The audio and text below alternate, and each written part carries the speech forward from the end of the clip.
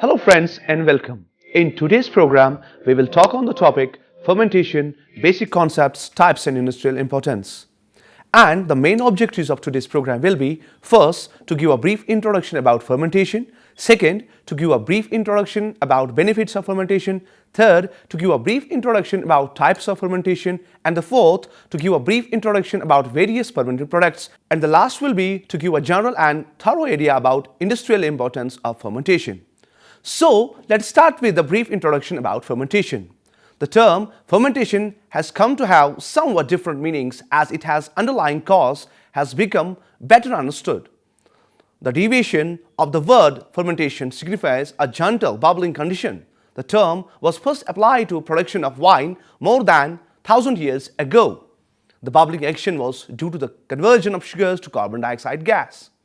When the reaction was redefined following the studies of Gay-Lussac, fermentation came to mean the breakdown of sugars into alcohol and carbon dioxide. Pasteur later demonstrated the relationship of yeast to this reaction, and the word fermentation became associated with microorganisms and still later with the enzymes.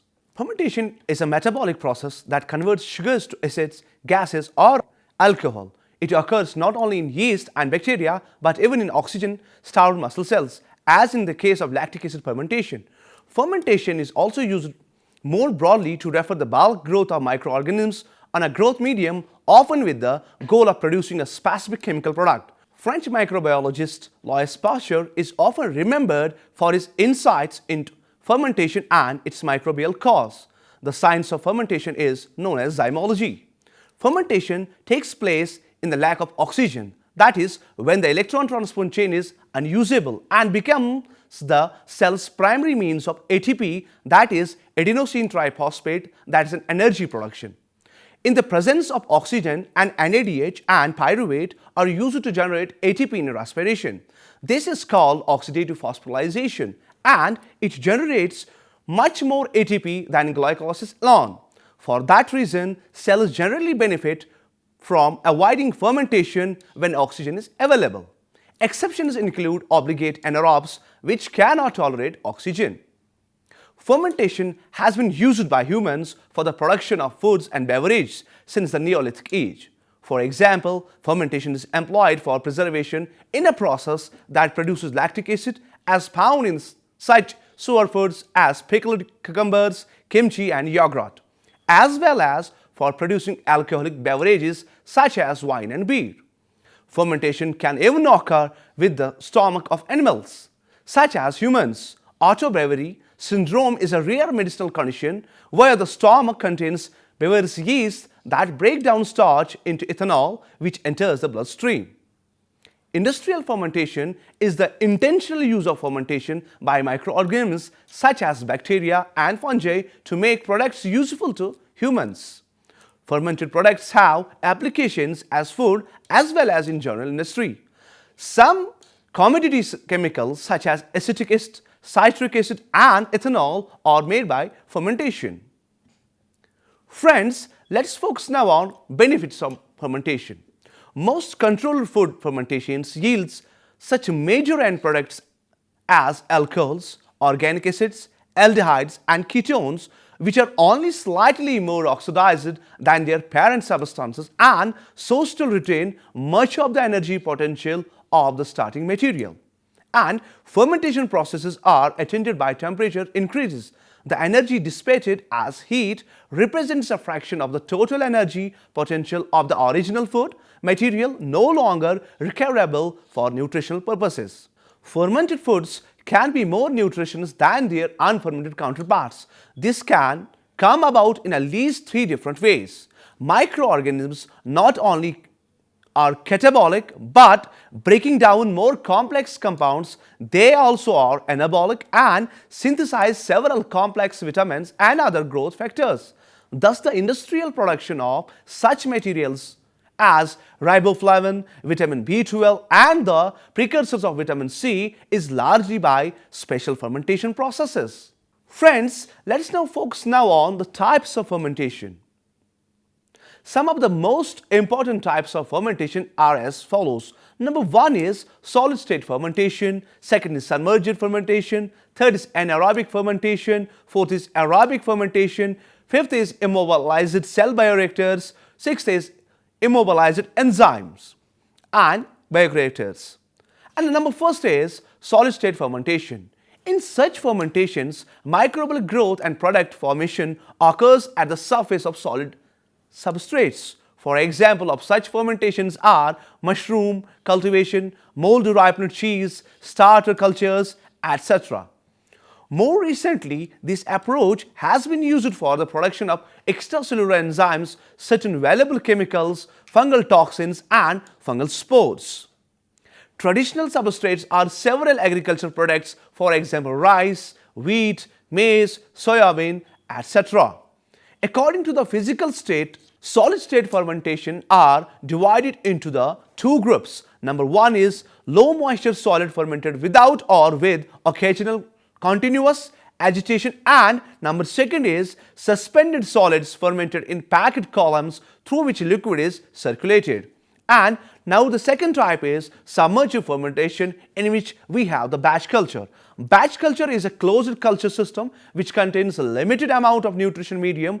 After inoculation, the culture enters lag phase, during which there is an increase in the size of the cells and not in their numbers. The culture then enters lag phase or exponential growth phase, during which cells divide at a maximal rate and their generation time reaches minimum.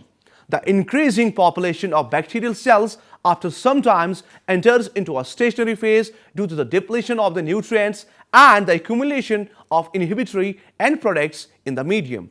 Number 2 is fed batch culture. When a batch culture is subsequently led with a fresh nutrient medium without removing the growth microbial culture, it's called fed batch culture. Number 3 is continuous culture.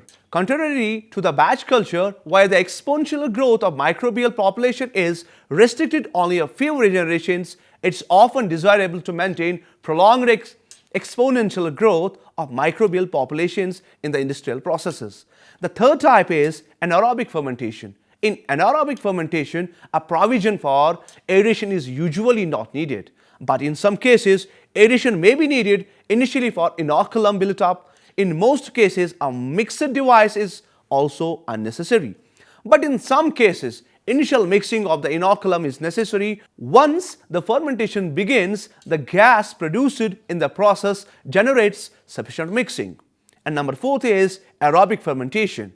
The main feature of aerobic fermentation is provision for adequate aeration. In some cases, the amount of air needed per hour is about 60 times the medium volume.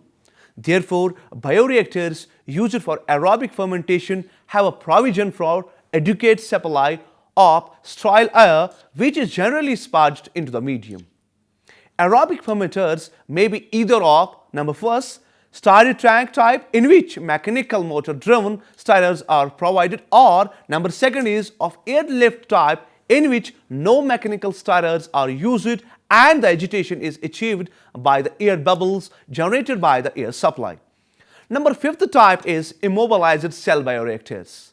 Bioreactors of this type are based on immobilized cells. Cells immobilization is advantageous when number 1, the enzyme of interest are intracellular. Number 6, the extracted enzymes are unstable. Number 3, the cells do not have interfering enzymes or such enzymes are easily inactivated or removed. And number 4 is the products are low molecular weight compounds released into the medium.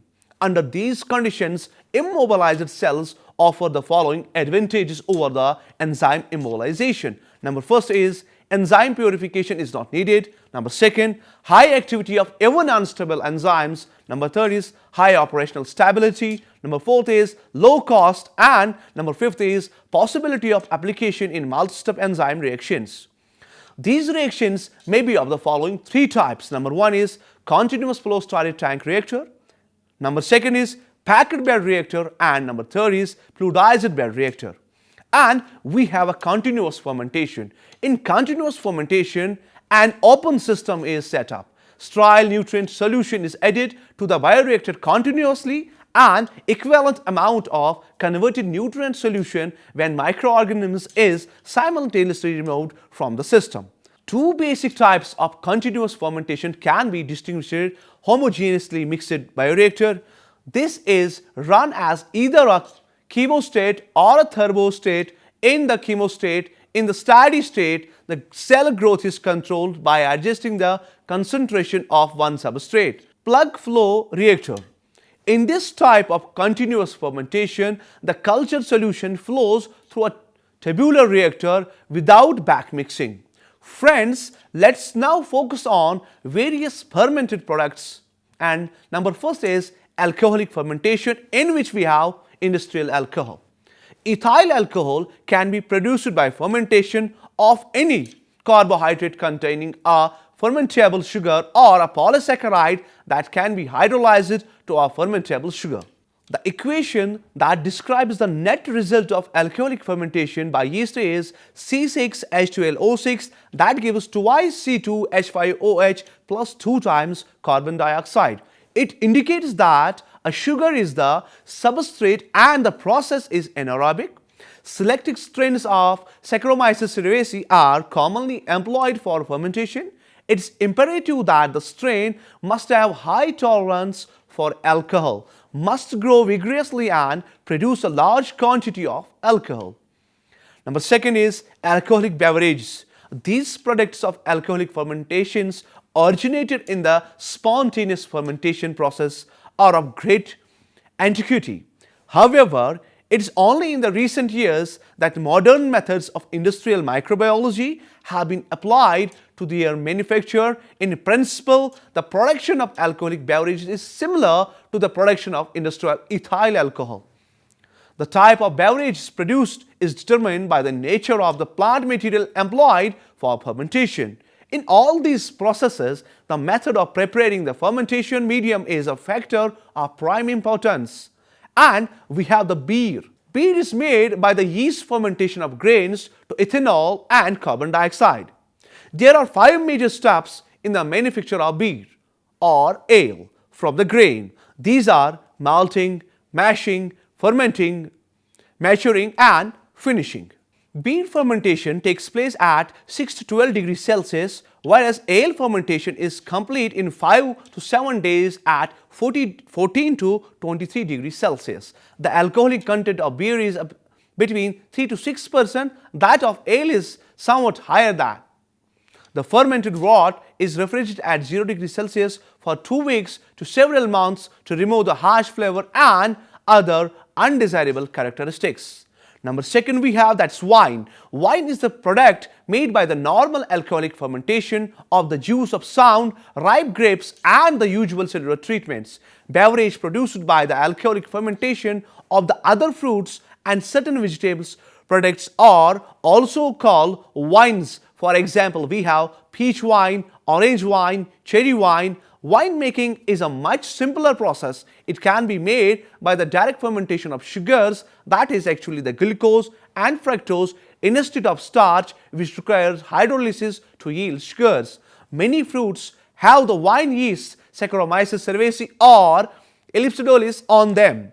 All of that is necessary to crush the fruits. And alcoholic fermentation starts spontaneously. The characteristic qualities of famous wines are attributed in part to strains of yeast found in certain localities. However, undesirable molds, wild yeast and bacteria are also likely to present, and the fermentation may not give a particularly good product.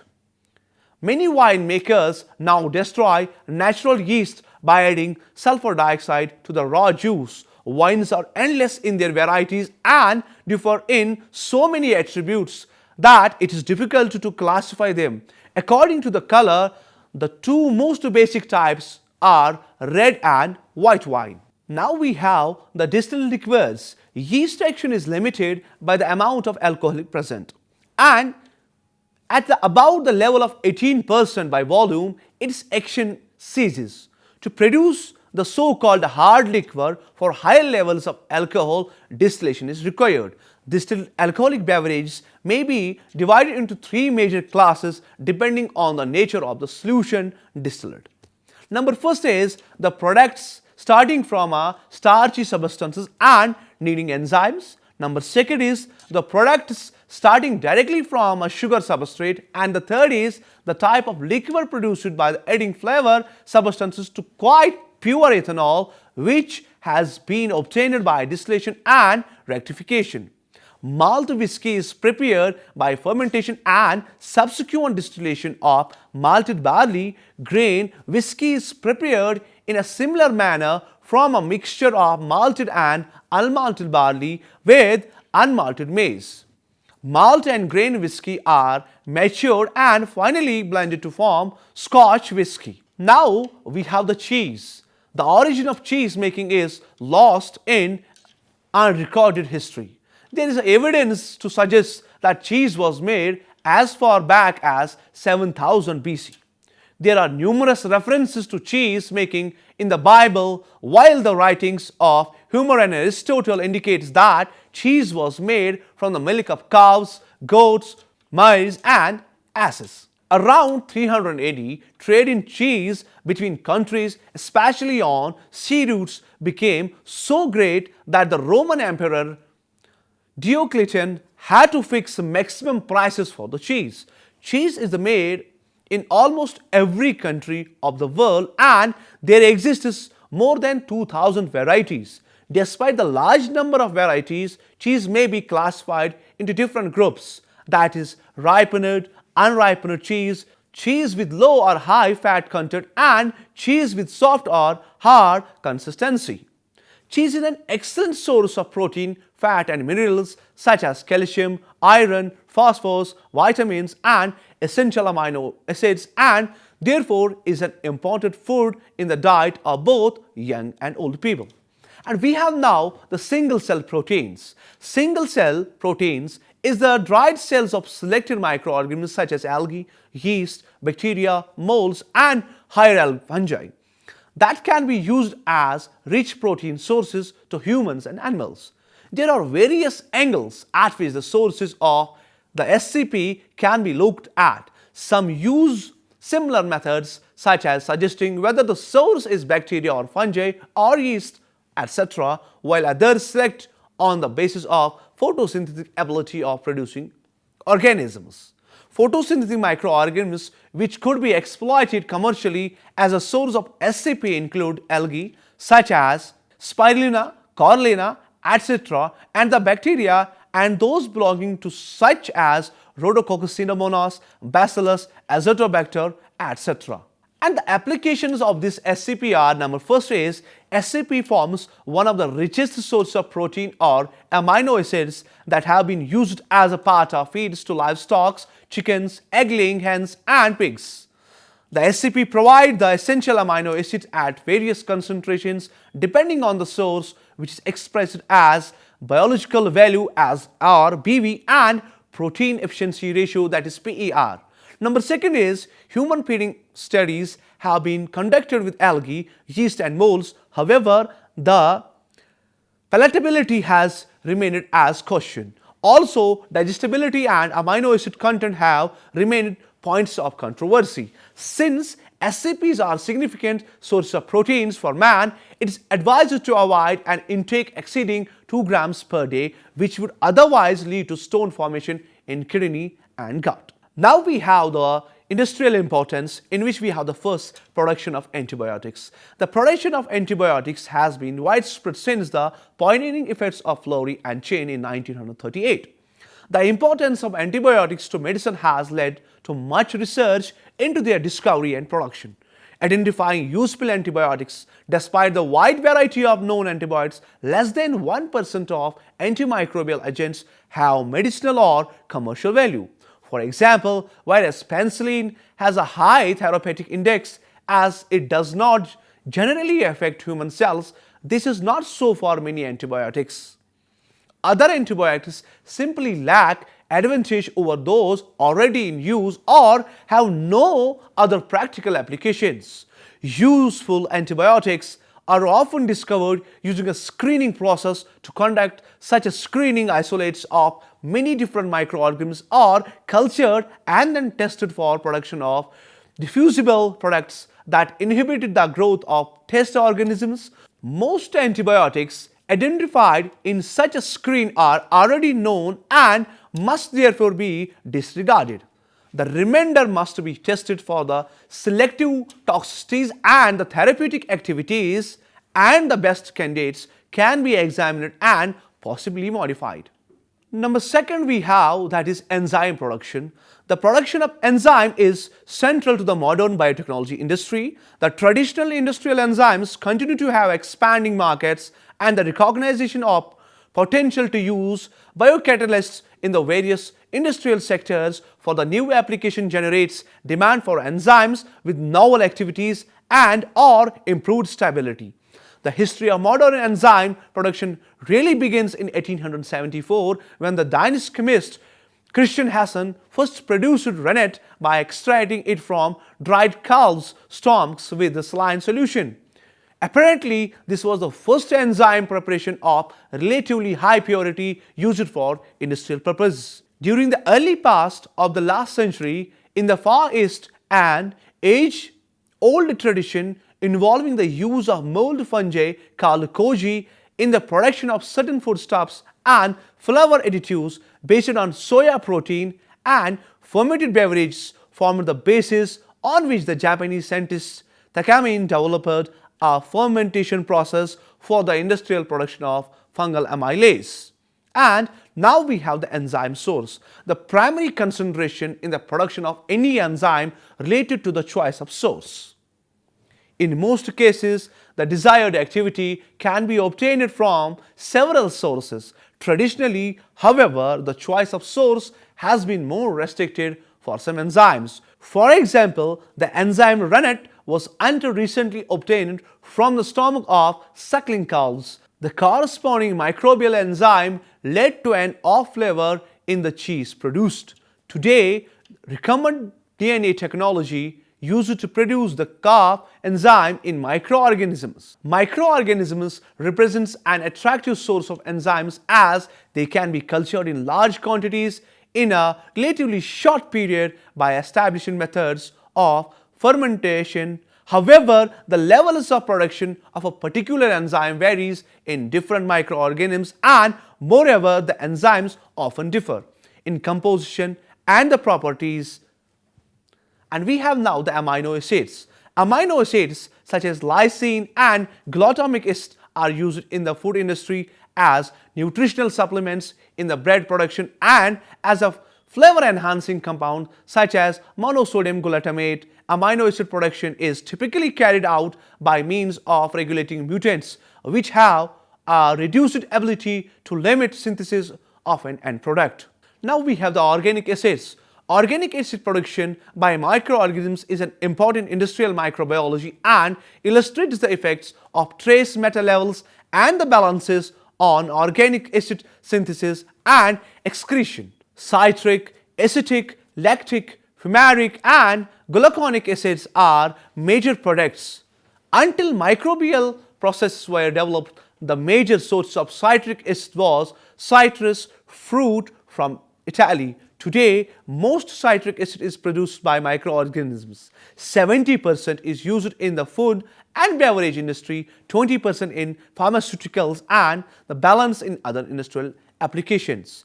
The essence of citric acid fermentation involves limiting the amount of trace metals such as manganese and iron to stop Aspergillus niger growth at a specific point in the fermentation. The medium often is treated with iron exchange resins to ensure low and controlled concentrations of available metals.